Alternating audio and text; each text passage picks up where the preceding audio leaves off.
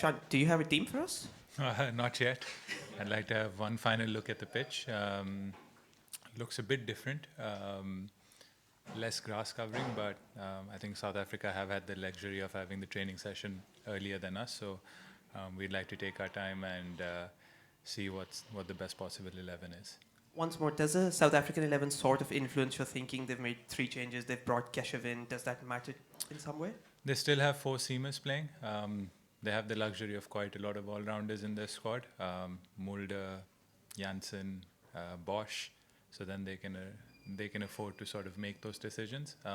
I think for us it'll be just slightly trickier, where we still feel that pace will have a lot of a role to play in these conditions, even if it's not the usual pitch.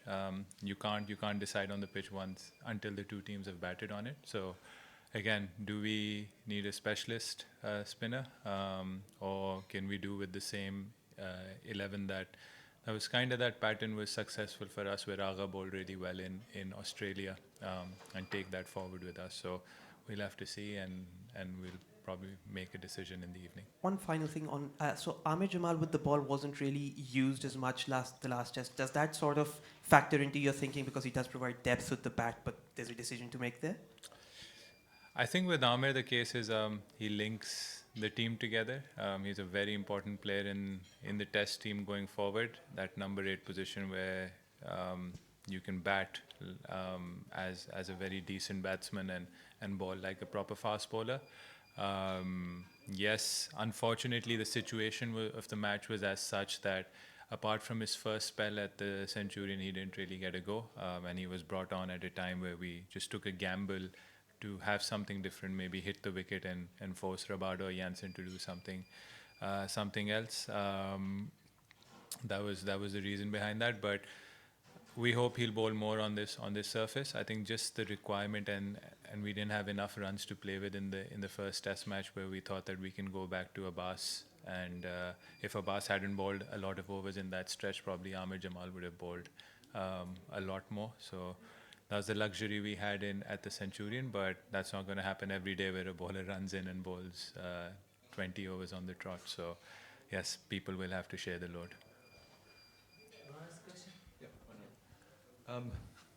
I was there when you spoke in Centurion after the match, saying, for goodness sake, how many times do I need to keep saying this? But do you take some kind of heart out of the fact that you came so close, going into this game?